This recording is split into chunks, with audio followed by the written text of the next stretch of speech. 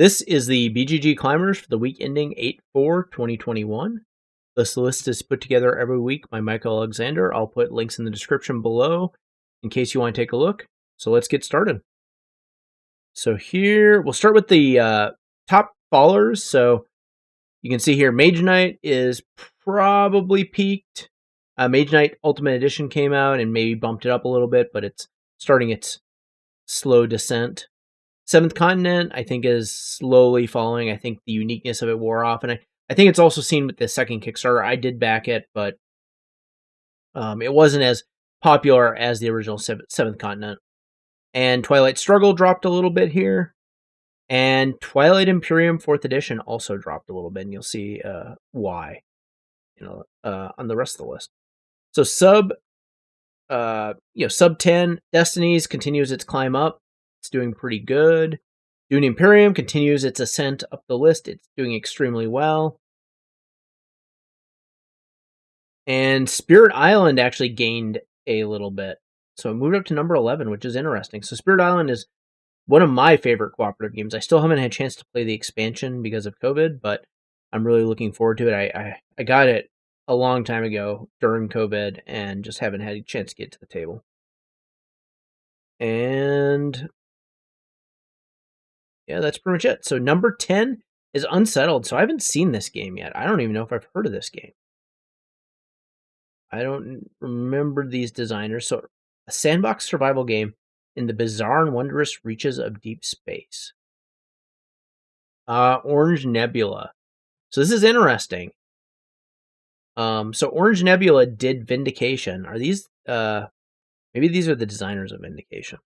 Yeah. Okay, I didn't remember who the designer was. So this is interesting. I did like Vindication. I thought it was a solid game. Is this one? Looks like the Kickstarter must have happened a while ago. So anyway, maybe people are actually getting it, or maybe it's going to hit Kickstarter soon. I'm not really sure at this point. Let's take a look at some of the images. It looks like Vindication, Unsettled. So I do like the fact that they've got game trays. I think done well, game trays add a lot to the game. I think Eclipse 2nd Edition showed basically people how to integrate game trays into the game to make it even better. And I'm really hoping more designers look at that. And it looks like they did. They use these as like the player boards and so forth.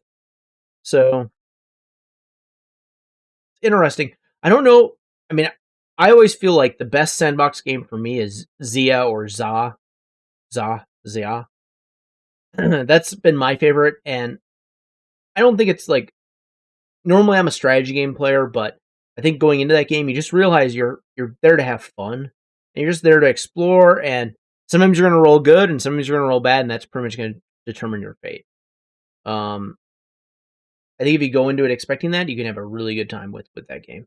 So this game, I mean, I guess I don't know anything about it, but it's going to take a lot to replace that for me, especially with the ship customization in that game. I really like that. So this is Unsettled. I mean, it's hard to know. It looks like modular board game. It looks like some people have copies of it already for sale. So there's probably gonna be another Kickstarter. Yeah, 2 years ago. So this is an old one. And reviews have just started to come out for this. Yeah, I mean, kind of sandbox games and Kickstarters is what people like. So it must be that people have started to receive this, which is why it's going up. It's got solid ratings, so I think we want to keep an eye on this game. So Unsettled, number 10. Number 9 is Imperium Classics. So this is the new Civilization game from David Zerke and Nigel Buckle. It's dropping down a little bit in ratings. I think the reviews have been kind of mixed for this game. I was really excited because it was a Civilization card game that looked fairly heavy, but maybe not as complicated or fiddly as Through the Ages, and with really good artwork. I really like the artwork on this card game, but I think it just hasn't done extremely well in the reviews. And it looks like it's going to be a solid game. It's just not going to be like Anachrony or something like that. So that's number 9, Imperium Classics. And I will say I don't think this is going to hit the top 100. It's kind of already dropping down a little bit too low in its average rating. It's going to land probably in the top 250, I think. So number 8 is Ankh. So this one is the third game in like the trilogy, the Simon trilogy from Eric Lang. And this one's doing pretty good. Now, I played this game a couple times. I think it's a solid game. I don't think it's as good as Blood Rage. So, but I liked it better than Rising Sun. I always felt like Rising Sun was, the bidding combat system never really worked for me. I thought it took too long and it was too clunky. I felt like, the Blood Rage combat was like, that one was a nice, sweet spot for combat for me. It kept the game pace moving. The combat in here, I think, worked fine. We didn't play with the final version of the rules the times when I played, so maybe there's some slight adjustments, but I don't think that much. And I thought the game worked well. I thought, like I said, to me it placed in between Blood Rage and Rising Sun. I didn't back this game. I don't actually plan on getting it because I just think Blood Rage is probably a better game, especially with I'm interested in seeing the new Blood Rage expansion that's going to come out. They've kind of teased and seen. I'm really interested to know what's going to happen with that. So this is number 8, Ankh. I do think this has a chance of getting in the top 100 because it is Eric Lang and Simon both, have a lot of pull, and also the ratings have been generally pretty positive on this game. And number 7 is Gloomhaven Jaws of the Lion. So this is why TI4 dropped down 1. So Gloomhaven is, Jaws of the Lion is marching up the list. I looked at it, and it looks like it's going to be very close. I think this is not going to eclipse Gloomhaven Original for the top spot. It's going to, I think, stop at number 2. That's where I think it'll land. So that'll be interesting when that happens. But it could change. Maybe this will get into the hands of a few more people. The ratings will bump up a little bit because it's going to be very tight, I think. So this is number 7, Gloomhaven Jaws of the Lion. Oh, and it probably won't reach those spots this year. I think it's next year sometime when we'll see it hit the number 2 or maybe number 1 spot at that point. Number 6 is Coffee Trader. So we looked at this one last week. This is actually it's moving up a little bit more. This week's ratings is 8.24 average, which is a bit better than actually most of its previous ratings, at least in the last few weeks. So I'm interested to see how this does. The game, I think the artwork looks really good. I'm kind of interested in it, although I never played Wildcatters. I didn't get a chance to, unfortunately, and it seems like this takes kind of the ideas of Wildcatters and improves upon them and makes it maybe a bigger game. So this is number 6, Coffee Traders. I think it's a little bit too early to predict where this thing is going to land, but maybe in about another month, if we keep seeing it on the list, we can make a good prediction on it. Number 5, The Night Cage. So I don't know what this game is. It looks like it's a Kickstarter game that is starting to get delivered. So this escape from a maze that changes wherever the light vanishes. So let's see. This is a Smirk and Dagger, The Night Cage board game. So I guess it's already available on Amazon. It's a fully cooperative horror-themed tile placement game within an unnatural labyrinth of eternal. They must collect a key, find a game, and escape. And it's not. I guess it's medium weight-ish. These keys look kind of cool. I don't know if they're the ones that came with the game. And it's just a board. Let's see. So it's clearly horror themed.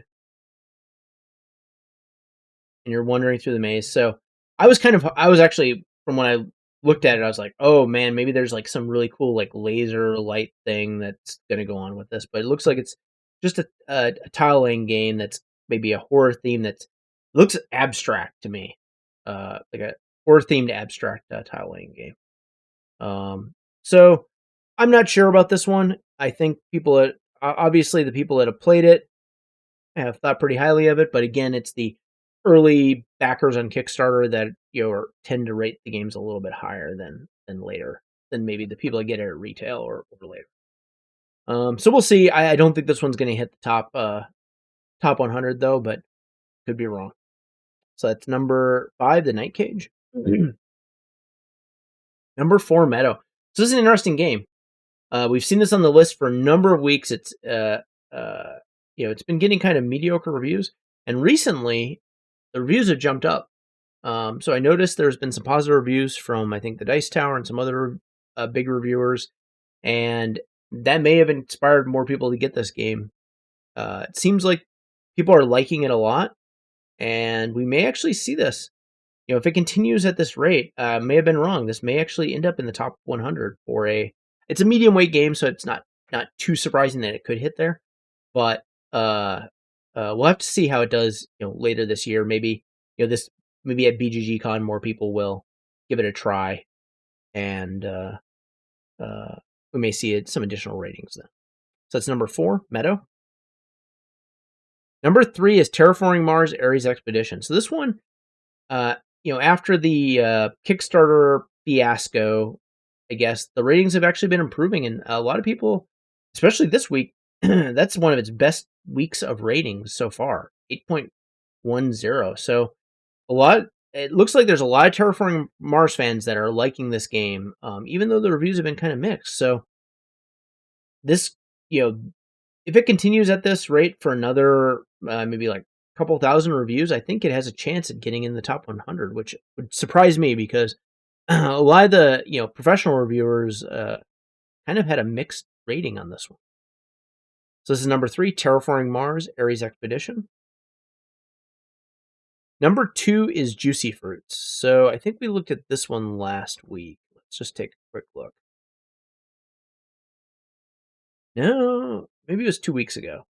Capstone game. No. This is I remember this one. This is the one with the really good-looking wooden fruit pieces.